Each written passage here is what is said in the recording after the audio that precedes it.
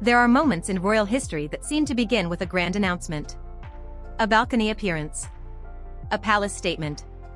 A ceremony watched by millions. And then there are moments that, at least in stories told about the monarchy, begin much more quietly. A closed door. A private conversation. And a meeting that was supposedly scheduled to last 20 minutes, but ended after only 3. That 3-minute detail sits at the heart of the account we are examining today. According to the supplied story, King Charles had reached a decision that would radically alter the balance of royal responsibility. Prince William, the heir to the throne, would no longer simply prepare for a future reign. He would begin carrying a much greater share of the institution's present burden.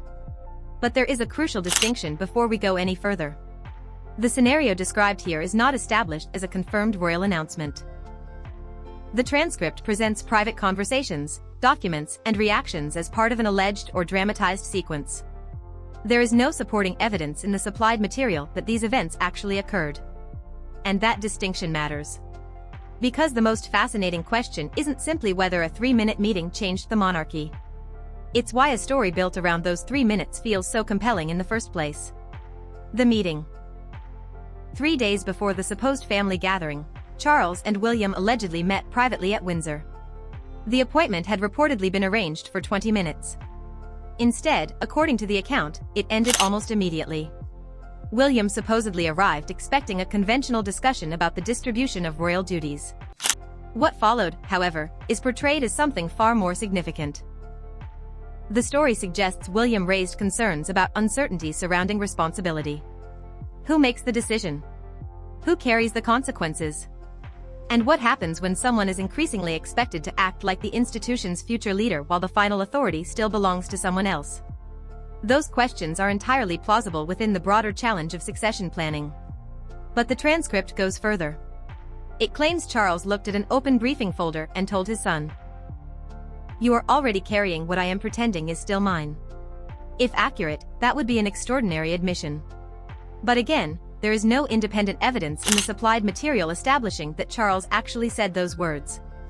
Instead, they function as the emotional centerpiece of the story, a single sentence designed to capture the tension between formal authority and practical responsibility. And perhaps that is why the 3-minute meeting matters. Not because 3 minutes would realistically be enough to design a constitutional transition. But because, within this narrative, those 3 minutes represent the moment when a private realization supposedly became impossible to ignore. And that takes us to the next question. If the decision wasn't really made in 3 minutes, when did it begin? A transition before the announcement. The story argues that the change had been developing quietly for weeks or even months. William was already undertaking major engagements. His schedule was becoming heavier. His responsibilities were expanding. And, according to the account, Charles had already begun transferring practical duties toward his heir. This distinction is important. A monarch can delegate responsibilities without surrendering the crown itself. The heir can become increasingly visible without becoming sovereign. That is precisely why the transcript's central idea is more complicated than the dramatic headline suggests. The story is not really about a crown physically moving from one person's head to another in a single afternoon. It is about the gradual movement of responsibility. And that is where the account introduces one of its most striking images. A confidential briefing folder is placed before the family. An aide supposedly slides it toward William. Charles notices.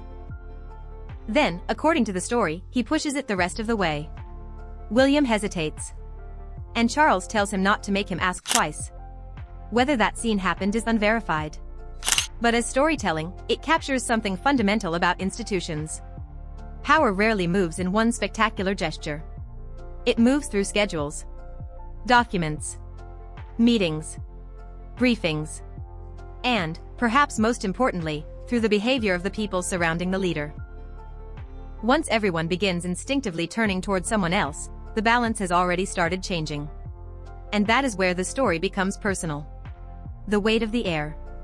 The romantic image of succession is simple. One generation waits. The next generation inherits. But leadership rarely feels simple from the inside. The account portrays William as discovering that increased authority brings something far heavier than ceremony. More papers. More briefings. More decisions. More opportunities to get things wrong. And beside him, Catherine is portrayed as recognizing that a larger public role would inevitably bring greater scrutiny to their private lives. The story also gives Catherine a particularly interesting piece of advice. William reportedly wanted Charles present during an early planning meeting. Not as the final authority. Simply as his father and predecessor. Catherine supposedly warned him that repeatedly seeking Charles's approval could undermine the very transition they were trying to establish. It is an important institutional principle. Respect for the previous generation cannot become dependence upon it. Because if two people appear to hold ultimate authority, everyone around them begins wondering which one should be obeyed. That uncertainty can become more damaging than an uncomfortable decision. And William, according to the narrative, eventually understands that.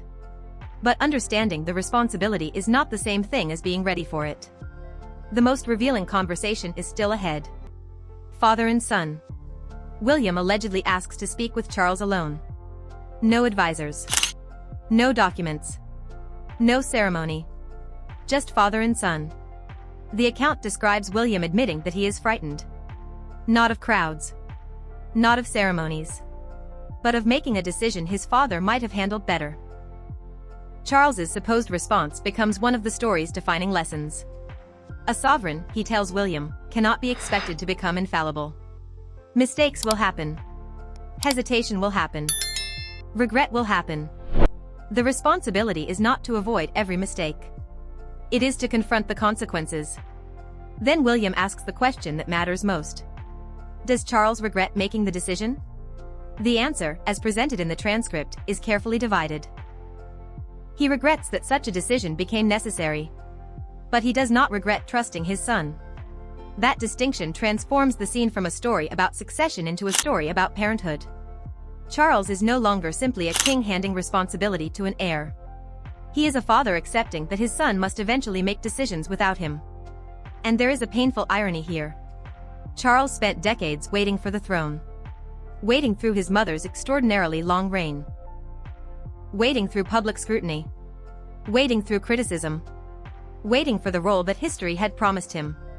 So why would someone who had waited so long willingly surrender part of that authority? The story offers one answer. Duty. When the institution moves. The monarchy is often represented through its most visible symbols. Crowns. Palaces. Carriages. Ceremonies. But the machinery of a constitutional monarchy is built from much quieter things. Correspondence. Schedules. Meetings. Briefings. Officials. Private secretaries. Communications teams. And established procedures. If responsibility genuinely shifts, those systems have to adjust. The supplied story imagines this happening almost overnight. Briefings begin reaching William first. Schedules are reorganized. Staff members have to change their instincts. People who spent years automatically turning toward Charles now have to recognize a different center of authority.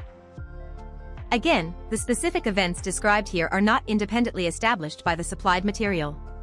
But the institutional concept is significant.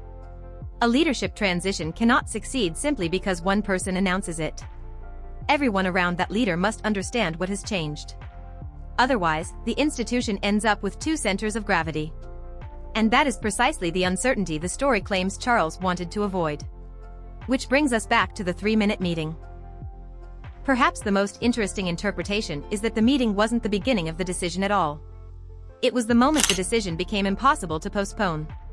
The public sees something different. Outside the palace, the story imagines an entirely different emotional reaction. News spreads.